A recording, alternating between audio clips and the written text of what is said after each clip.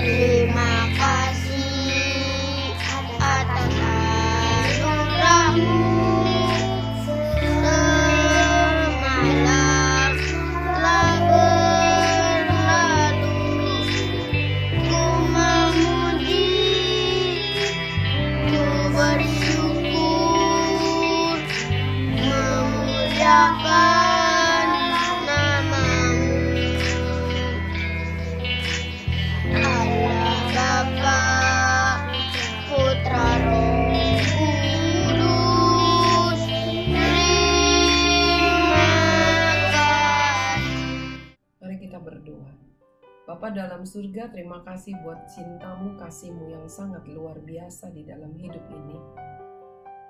Pagi ini kami telah siapkan piring hati kami. Kami ingin dikenyangkan, kami ingin disegarkan. Dengan penuh ucapan syukur Tuhan, kami siapkan piring hati ini. Jangan sampai Tuhan, firman-Mu lalu begitu saja. Biarlah lewat firman-Mu, khususnya pagi hari ini, kami kembali dikuatkan, kembali disegarkan. Iman percaya kami, kehidupan rohani kami, di dalam nama Tuhan Yesus. Amin. Anak-anakku, seluruh keluarga besar SKBB, para kerabat dan sahabatku, hari ini adalah hari terakhir Sarapan Sorgawi tayang di dalam tahun ajaran 2020-2021. Ya, ada yang bilang masih gitu, nggak ada ya. Ada juga bilang ya nanti akan tayang lagi ketika tahun ajaran 2021-2022 dibuka. Ya, jadi hari ini, hari Jumat, adalah hari terakhir Sarapan Sorgawi ditayangkan di dalam program tahun ajaran 2020-2021. Karena setelah itu kalian akan libur, guru-gurunya belum ya. Kalian akan libur kenaikan kelas. Saya percaya semuanya naik kelas kalau kalian memang sudah belajar dengan sungguh-sungguh. Kalau kalian tidak naik kelas bukan berarti kalian bodoh, bukan ya. Tetapi mungkin kalian kurang mempergunakan waktu belajar dengan baik, ya. Nah, mari jangan pernah berkecil hati, karena ketika kalian harus mengulang, itu artinya kalian dikasih kesempatan lagi untuk benar-benar memahami pelajaran yang masih kurang dipahami. Ya, mari firman Tuhan pagi hari ini berjudul kasih Allah. Kalau hari Senin tentang kuasa Allah, lalu hari Kamis kemarin tentang murka Allah, tapi hari ini tentang kasih Allah. Ya, mari kita mau baca firman Tuhan dari 1 Yohanes pasal yang ketiga. 1 Yohanes pasal yang ketiga ayat yang pertama. 1 Yohanes pasal 1 Yohanes ya, suratan yang pertama dari Rasul Yohanes, ayat yang ketiga ya. 1 Yohanes pasal yang ketiga maksudnya, ayat yang pertama. Saya akan membacakan demikian firman Tuhan. Sudah semua? Sudah buka semua? Oke. Ya.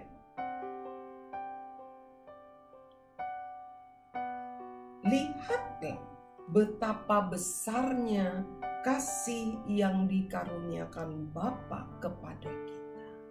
Kalau kemarin bicara tentang murka, hari ini Tuhan berbicara bahwa kasih-Nya begitu besar, ya, tidak sebanding dengan murka-Nya. Kenapa? Kasih-Nya terlalu besar. Kita lanjut. Kenapa bisa dikatakan demikian? Kasih yang dikaruniakan Bapa kepada kita. Betapa besarnya kasih yang dikaruniakan Bapa kepada kita. Karena ada kasih yang diberikan, dikaruniakan itu artinya diberikan dengan cuma-cuma, bukan karena perbuatan baik kita. Ya, diberikan kepada kita sehingga karena Dia mengasihi kita, akibatnya ya sehingga kita disebut anak-anak Allah. Saya mau katakan berulang-ulang dan pagi ini sekali lagi saya katakan apa yang ada di Alkitab. Tidak ada Tuhan lain yang menjadikan umatnya sebagai anaknya. Apakah berarti Allah beranak? Bukan. Ya. Kita tahu di dunia ini ada banyak anak adopsi, anak angkat, anak pungut. Ketika seorang anak dipungut, diaku anak oleh seorang yang lain, orang lain itu tidak melahirkan dia. Tidak melahirkan anak itu, tetapi mengakui sebagai anaknya. Kenapa? Karena Dia mengasihi. Demikian juga setiap kita. Kita diangkat anak, dipungut, diadopsi oleh Tuhan, oleh Allah yang kita sembah. Itulah Allah yang penuh kasih. Kalau Allah yang hanya meminta supaya kita memberikan sesuatu, kalau enggak Dia marah, itu bukan Allah yang mengasihi. Ya. Mari anak-anak, ini satu perkara yang begitu mudah sekali kita mengerti.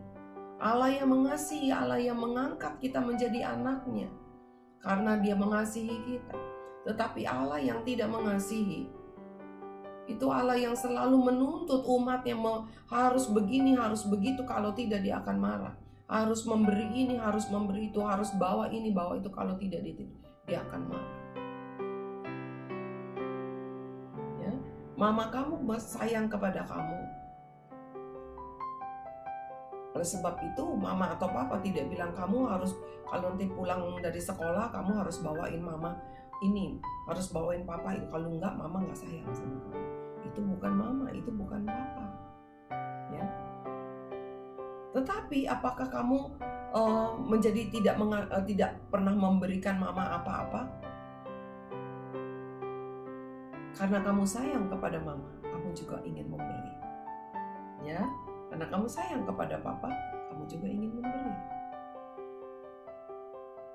Mari kita lanjut lagi. Masih tetap ayat yang pertama. Lihatlah betapa besar kasih yang dikaruniakan Bapa kepada kita, ya, sehingga kita disebut anak-anak Allah. Dan memang kita adalah anak-anak Allah. Memang kita anak-anak sah artinya. Ya, lanjut lagi. Karena itu dunia tidak mengenal kita sebab dunia tidak mengenal Dia. Dunia tidak mengenal Allah yang original. Karena banyak Allah, banyak yang ngaku sebagai Allah. Tapi yang benar-benar Allah dunia nggak kenal. Kenapa? Karena jalannya Allah, jalannya Tuhan berbeda dengan jalannya dunia.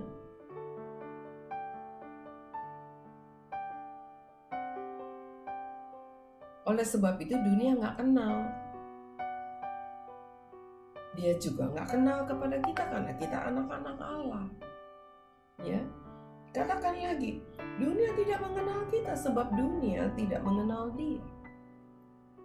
Kita mau lihat lagi di dalam 1 Petrus pasal yang kelima, ya. 1 Petrus pasal yang kelima, ayat yang ke-10.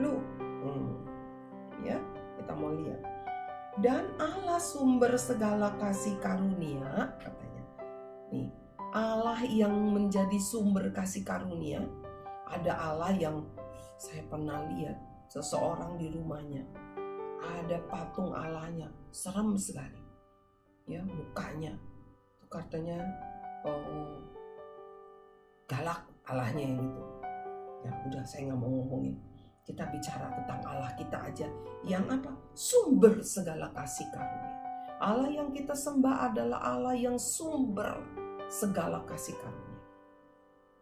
Kasih karunia artinya Dia mengasihi kita bukan karena perbuatan kita, perbuatan baik kita, tetapi karena memang Dia pure, murni mengasihi kita.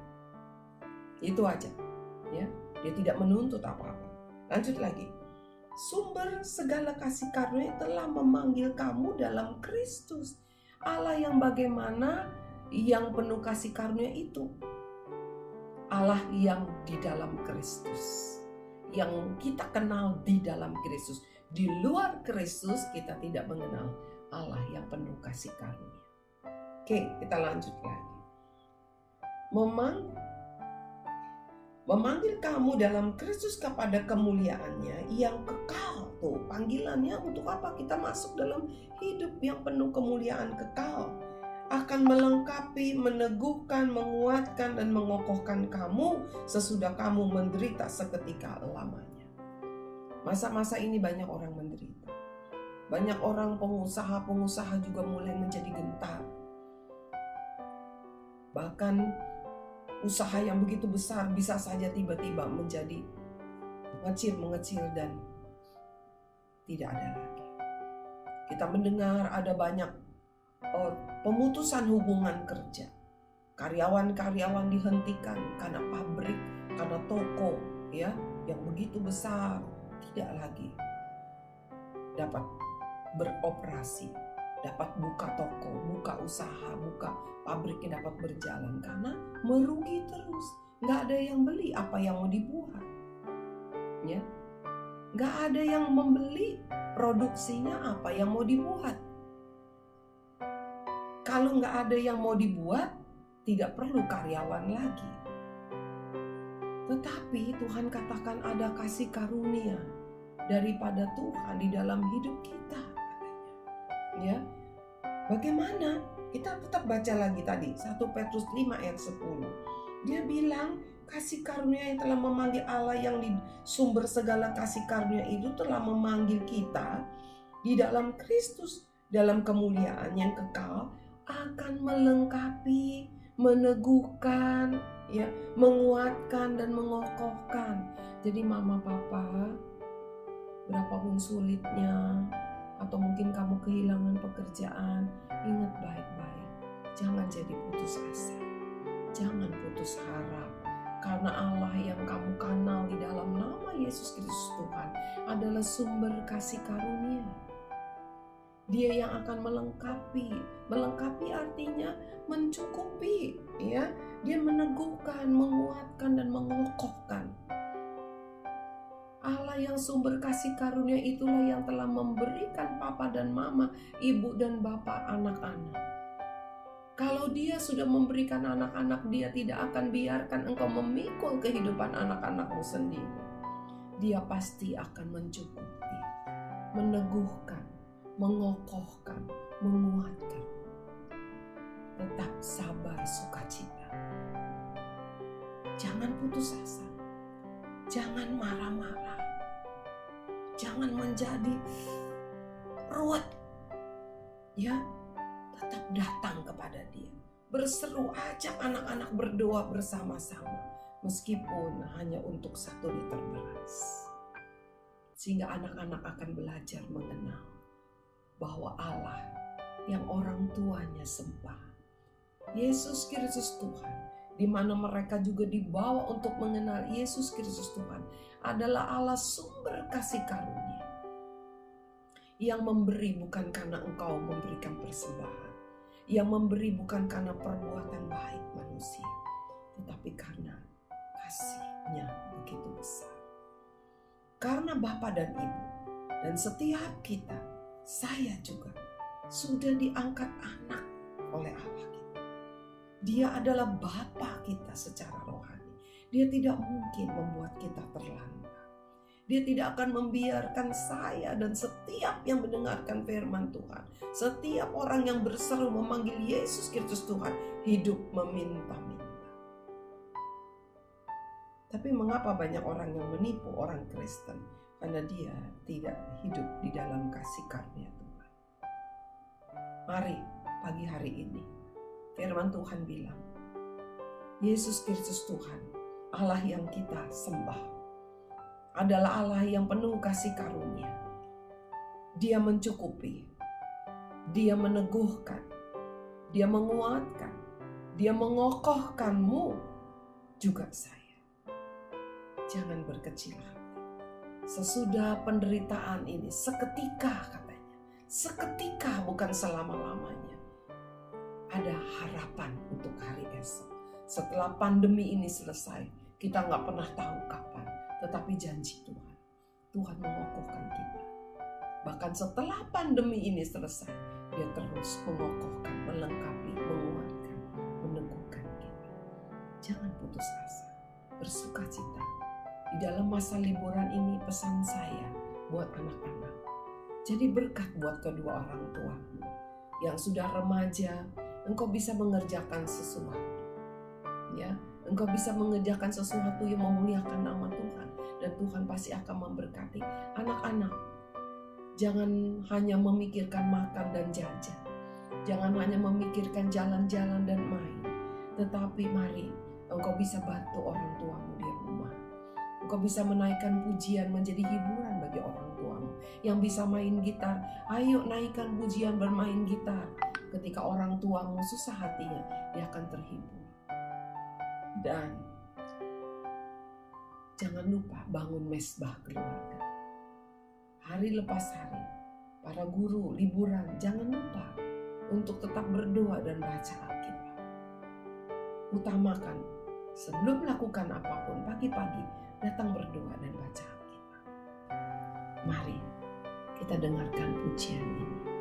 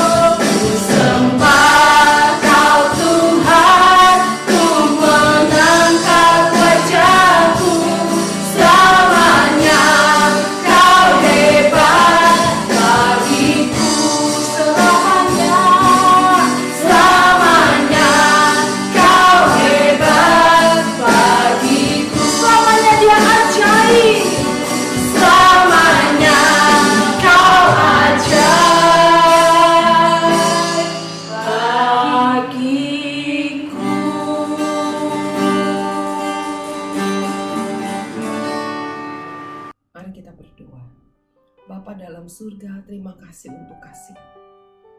Tahun ajaran ini kami selesaikan dengan kasih karunia yang daripada Tuhan. Telah terbukti Tuhan meneguhkan kami, mengokohkan kami, menguatkan kami, bahkan melengkapi kami. Ketika Tuhan anak-anak memulai sekolah tidak punya handphone, Dan saat ini hampir setiap anak punya handphone.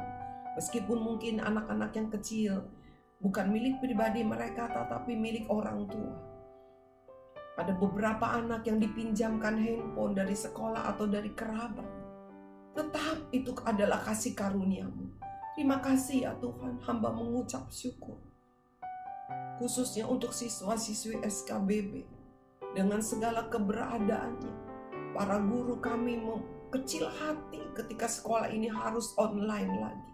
Tetapi kami tetap melihat kasih karunia Tuhan yang luar biasa. Dan kami justru merasa dikuatkan di tengah-tengah pandemi ini.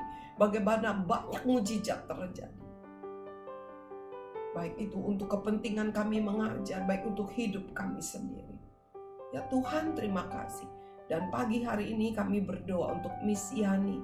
Di dalam beberapa waktu lalu mengalami kecelakaan sehingga tangan kirinya patah. Tuhan, hamba melihat ada sukacita-Mu di dalam dirinya. Terima kasih ya Tuhan. Dan hamba percaya sukacita yang ada di dalam dirinya itu adalah dari hati yang mengucap syukur. Dan hati yang penuh ucapan syukur akan membuat tulang-tulang kembali menjadi kuat. Terima kasih Bapak. Dan hamba berdoa Tuhan, bagi Mama Seva Tuhan, bagi banyak orang tua yang mungkin sedang sakit, ayahnya Faith yang sedang sakit. Kami berdoa bersama-sama, biarlah kasih karunia Tuhan yang begitu besar turun Tuhan. Sehingga anak-anak ini boleh bertumbuh besar, didampingi, bertumbuh dewasa, didampingi oleh kedua orang tuanya. Ya Tuhan, ulurkan, curahkan kasih karunia-Mu Tuhan. Ada banyak orang tua yang mungkin dalam keadaan sakit dan kami para guru tidak tahu. Tetapi Engkau tahu Tuhan. Engkau ulurkan, curahkan kasih karunia-Mu yang besar. Jangan lalui Tuhan doa kami, dengar doa kami Bapa. Hamba berdoa Tuhan buat orang tua yang kehilangan pekerjaannya. Tuhan hiburkan.